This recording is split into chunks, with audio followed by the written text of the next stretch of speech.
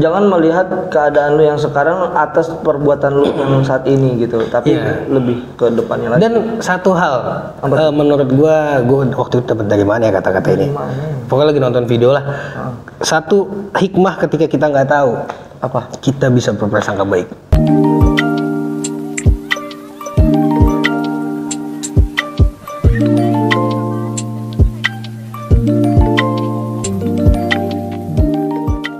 Assalamualaikum warahmatullahi wabarakatuh. Biar ada yang baru aja gitu. Begini dah. Biar ada yang baru aja. Itu. Apa? Ini apa? Ini apa? Selamat datang buat teman-teman semua di awal ini. Mohon maaf teman-teman. Enggak ada briefing ya. Mohon maaf. Selamat datang teman-teman semua di spekulasi ya. Spekulasi ada gue, Roju dan Bung Denny yang di sini kita akan bercerita tentang hal-hal yang unik. Oleh karena itu, subscribe. Iya. Like, share dan komen. Tuh. Supaya kita lebih luas lagi tersebar dan lebih bermanfaat lagi videonya buat banyak orang. Oke? Betul. Karena di sini kita akan berbagi sesuatu hal yang memang tertimpa dengan kita. Amplop. Tadi kan Berbagi kan nggak mesti amplop, senyum juga berbagi. Bisa. Ya kan? Masa senyumnya diambil? Tapi kebanyakan orang yang berbagi itu masalah, Pak. Iya sih. Iya juga. Ya, jadi kayak merasa ngeluh dengan apa yang tertimpa sama dia, misalkan kenapa ya gue kayak gini, kayak gue nggak bagus deh, takdir gue emang gue ditakdir begini gitu. Oh iya. Banyak Pak yang kayak gitu Pak.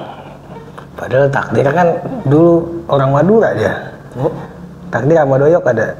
oh alah, aktor ternyata. Kadir. Iya. Ya mungkin kalau Gen Z nggak tahu kali ya. Nggak tahu juga. Gue juga nggak tahu. Orang lu nggak pernah lihat film-film komedi zaman dulu ya? Enggak.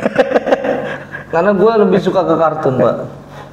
Ya iya sih, tapi lucu-lucu loh komedi zaman dulu tuh. Lagi Kodir jadi takdir. Kadir. Iya Kadir. Ada tuh teman gue namanya Haidir. Iya. Itu temen lu. Iya. Temen lu. Iya. Ya apa tadi orang gimana? Ya orang jadi kayak banyak yang tadi kan gue bilang kan banyak yang cerita berbagi lah, kebanyakan bagi masalah gitu kan. Ya, nah itu tapi sering kayak dia tuh curhat tentang kehidupannya dia yang mungkin kayak orang hopeless ya, orang hopeless kayak dan ngerasa yang disalahkan itu Tuhan. Hopelessnya kenapa?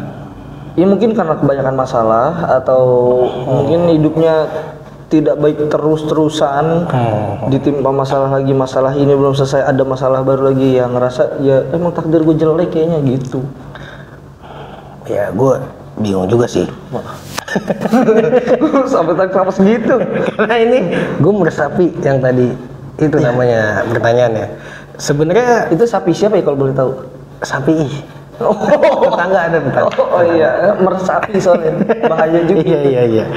Ya, jadi takdir itu sebetulnya kan ada yang bisa diubah juga kan. Betul Pak. Kayak misalnya pinter tadinya nggak tahu jadi tahu karena belajar gitu kan. Iya. Atau bisa juga dia rezekinya jadi banyak karena dia berusaha gitu kan. Betul. Dan masalah tadi dia bilang takdirnya udah kayak gitu, jadinya nanti bisa jadi memang beneran jelek karena dia bilang kayak gitu. Karena memang dia men-setting supaya seperti itu kan. Iya bisa jadi. Iya, itu gue setuju banget karena memang. Oh iya, gue juga punya pertanyaan yang timbul sih. Berbicara tentang takdir itu pasti dominan dengan hal yang belum tidak diketahui ya. Oh iya, rahasia. Iya, masih rahasia gitu. Takdir adalah suatu rahasia yang belum terungkap di manusia. Iya. Dan takdir itu kan masih berbeda-beda. Setiap orang orang beda-beda. Setiap orang berbeda-beda. Pertanyaan yang terbesar, kenapa menjadi rahasia? Karena dia belum diketahui. Ya tahu, tadi udah jelasin Pak. Rahasia lo bilangnya. Ya kenapa itu dirahasiakan? Kenapa kayak contoh simpel gini deh. Kita berdua sama-sama belum nikah.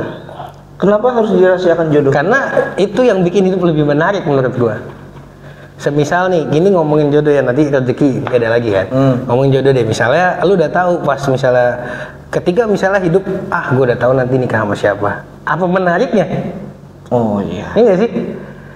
Tapi kalau misalnya belum tahu, di situ ada rasanya nikmatnya kita berikhtiar, berdoa, terus berharap, mengenal, itu semua kan kayak ada nikmat tersendiri gitu. Memang betul. Ada rasanya tersendiri gitu maksudnya. Seperti halnya kita menyusun skripsi kan. Iya kayak gitu. Terus ketika kita berdoa, berikhtiar kan ada pahala juga. Sebenarnya Allah bagi-bagi pahala tuh. Betul memang. Iya itu kita untuk melakukan itu selama dalam koridor Allah Subhanahu Wa Taala ya kita ikhtiar gitu. Tapi kalau misalnya udah ketahuan, ya nggak ada serunya gitu. Maksudnya kayak ya udah tahu gitu. Bahkan kayak ada yang misalnya sumpah, jodoh gue dia lagi. Bisa jadi bisa jadi kalau udah tahu ya kan bisa jadi. Itu kalau rezeki juga kenapa rahasia kan kayak misalnya sebetulnya nggak disuruh untuk dapat rezeki yang banyak, tapi suruh ikhtiar. Benar. Kita memang diajarkan sama Nabi memang nggak boleh hidup miskin ya. Artinya Nabi juga di situ kan sebagai saudagar yang kaya, ya kan? Iya, dalam arti maksud gua adalah kalaupun memang rezekinya saat ini belum banyak, tapi disuruh itu ikhtiar. Iya. Dari Allah memang belum dikasih banyak gitu. Oh, memang belum waktunya. Belum waktunya. Tapi gue yakin sih someday suatu saat ketika orang itu mengadakan ikhtiar itu, iya, nggak menyerah intinya. Dia bakal diberikan sesuai dengan waktu dan porsi dia ikhtiarnya. Iya, intinya di saat yang tepat lah. Tuh. Karena memang manusia itu pengen tergesa-gesa. Iya. Dan Allah selalu memberikan di saat yang tepat, bukan secepatnya. Di saat yang tepat. Iya. Karena memang itu kan lupa lagi gua. Apa? Innal insana ajula. Khalaqal insana. Bukan. Ada Al-Isra ayat 11 tuh, wa kanal insanu ajula. Wa kanal insana ajula. Insanu ajula. Itu memang manusia sifatnya tergesa-gesa. Iya, maunya tuh instan yang gua mau minta sekarang, gue minta langsung ada. Langsung ada. Iya, nggak bisa. Bukan nggak bisa sih. Mungkin ada beberapa, tapi kebanyakan kan ada polanya tersendiri dan Allah tahu kapan waktunya lo tepatnya kapan gitu. Betul. Kayak orang misalnya ada yang punya rumah misalnya gede, ya kita nggak tahu dia doanya berapa lama. Betul. Atau ikhtiarnya berapa lama gitu. Bahkan keimanannya kita nggak tahu berapa besar. Iya, gitu. ini baru doa 2 kali sholat aja udah ngerasa kok kagak dikabul. Gue udah minta nih. Iya. Gue udah sholat asar, sholat maghrib, baru 2 kali sholat. Iya, hidup lu berapa tahun bos gitu kan? Iya, maksud gua manusia memang kadang begitu. Iya. Pengennya selalu langsung gitu. Dan harusnya lebih introspeksi diri juga. Iya. Artinya tanpa lu menyembah Allah pun sebenarnya nih Allah itu udah ngasih rezeki buat lu. Salah satunya ya napes. Iya. Walaupun lu nggak nyembah Allah, walaupun lu nggak nyembah Tuhan lu dengan baik, hubungan lu dengan Tuhan itu tidak baik, tapi Tuhan lu tetap memberikan apa yang lu butuhkan selama di dunia. Padahal kayak gitu tuh, kita buruk sama Tuhan kita aja, kita masih dikasih modal ibaratnya. Iya. Apalagi kita minta kan? Betul. Wah, pasti lebih kacau, lebih bagus maksud gua.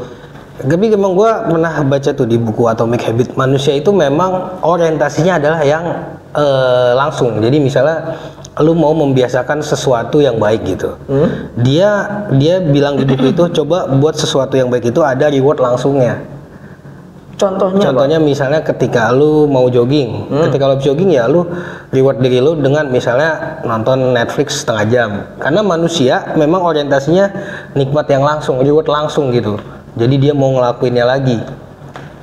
Nah, sama halnya gue berpikir ketika ini jadi berpikir gitu. Kenapa manusia ibaratnya lalai gitu dalam ibadah atau apa? Karena nikmatnya pending nanti. Iya, betul. Sedangkan kalau bermaksiat kan nikmatnya langsung meskipun nanti punishmentnya pending. Iya. Tapi manusia orientasinya yang langsung bukan yang pending gitu.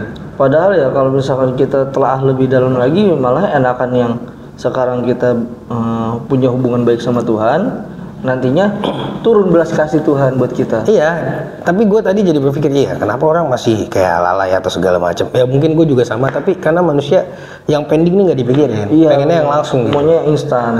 Sama kan kalau misal kita berbuat hal yang nggak baik kan keenakannya langsung, tapi nanti punishmentnya pending gitu. Tapi yang nggak baik emang semuanya itu udah pasti enak ya.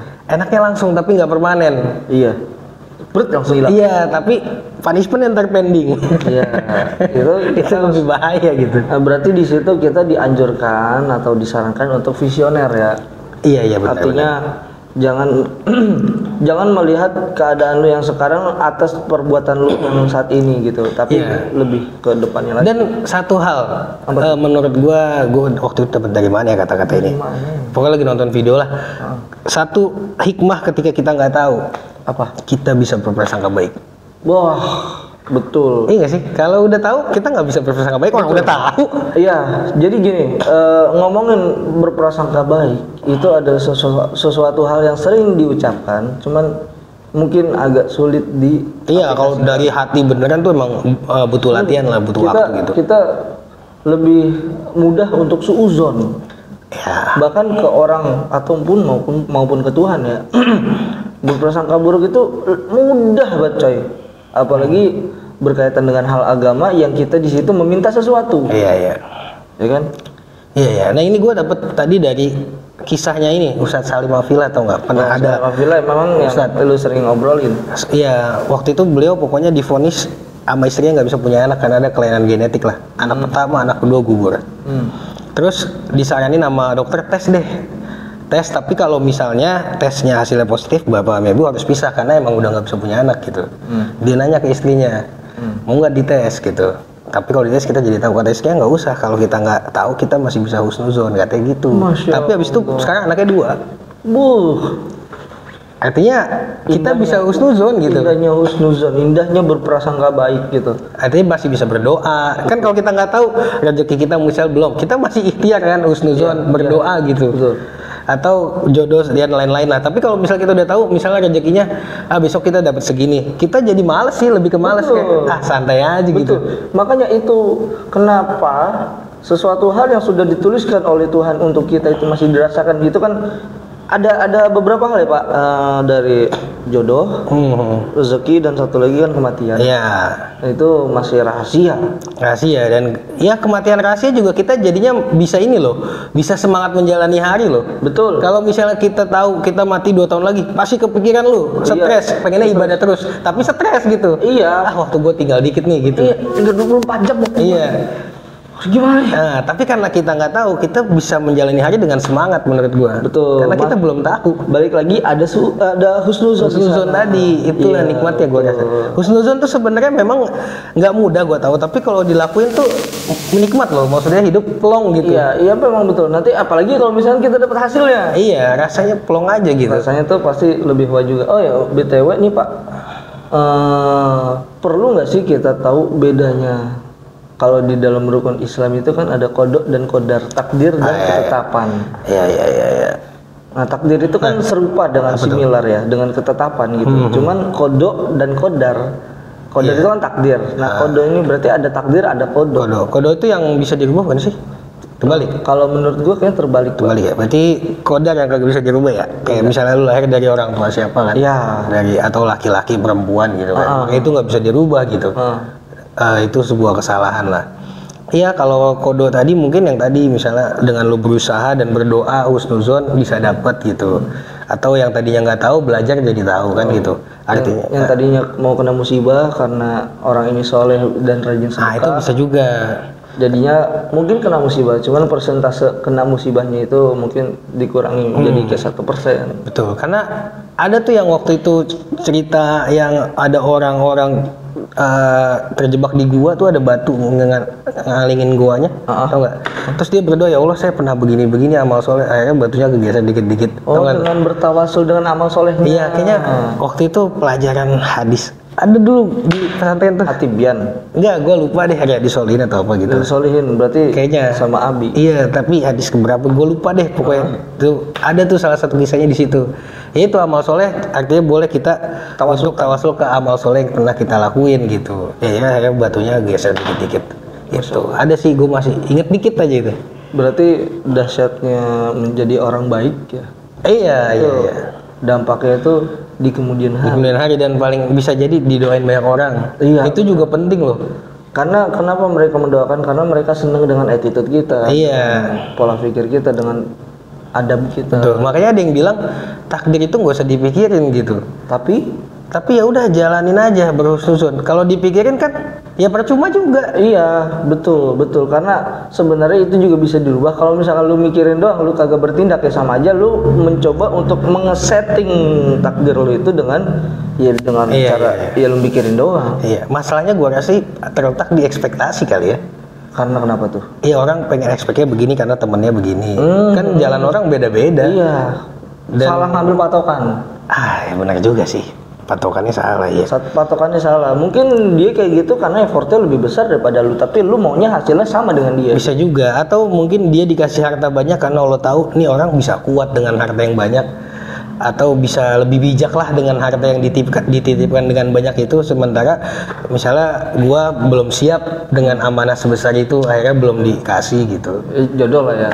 Itu bisa, ini gue ngomongin harta berarti. Oh iya, cocok, masuk nggak? Oke, ya apapun itu misalnya. Atau ya misalnya ada yang merasa padahal nikahnya duluan gue tapi dia punya anak duluan. Ya. Nah itu ada kan yang bilang kayak gitu, tapi pasti ada hikmah di balik itu, gue rasa gitu. Yakin gue ada. Yakin. Mungkin kalau misalkan lu punya anak sekarang, anaknya bengal, kita nggak tahu lah ya. Itu bisa, atau dia belum siap jadi orang tua yang baik atau gimana. Parentingnya belum ada. Ilmunya belum belajar. Atau mungkin parentingnya udah ada, waktunya belum ada. Ya itu juga bisa. Keduanya ini suami sama istri ini masih ada sibuk mencari nafkah gitu. Nah berarti kalau waktunya belum ada, untuk berbuat juga belum ada dong. Berbuat baik atau atas sesama gitu. Iya benar, nyapunya cepet deh, bagus. Sebenarnya udah disetting dia. Ya tapi intinya kayak gitu. Jadi setiap orang pasti berbeda dan takarannya beda kan. Iya. Sama halnya dengan ujian gitu. Misalnya gue berpikir, misalnya ada temen gue cerita kenapa hidup gue begini ujiannya gitu, tapi gue berpikir nih, ini gue nggak sampein ke dia tapi di pikiran gue mikir, gue rasa kalau lu dikasih ujian yang lain lu nggak kuat deh gitu. Iya betul, nggak usah yang lain deh, misalkan ujian gue dikasih ke lu, mungkin itu udah beda, gue pun nggak kuat dengan ujian dia. Misalnya gitu. Iya. Dibalik pasti nggak kuat, kayaknya gitu deh. Iya betul, jadi setiap orang beda-beda gitu. Iya, beda ujiannya karena takdirnya juga berbeda, jalan hidupnya juga berbeda. Nah makanya pentingnya kita berhusnuzon atas rahasia yang Allah itu paling penting, itu paling penting sih. Itu harus kita jalankan. Iya, makanya kan ada yang bilang setiap pagi kita harus kayak bersemangat, berharap hari ini ada yang kejadian baik untuk hari kita gitu, supaya kita juga ngejalanin harinya baik. Terus positive vibes kan yang penting tuh. Kalau biar nyamber ke semua. Iya itu, dan akhirnya hal baik beneran datang gitu. Datang pasti, karena apa? Karena kita sudah mengundang itu. Kalau kita mengundangnya yang negatif ya hasilnya ya nggak bakal jauh beda sama yang apa yang lu pikirkan, apa yang lu lakukan gitu. Betul. Cuman satu kok orang yang nggak pengen positif. Siapa apa tuh?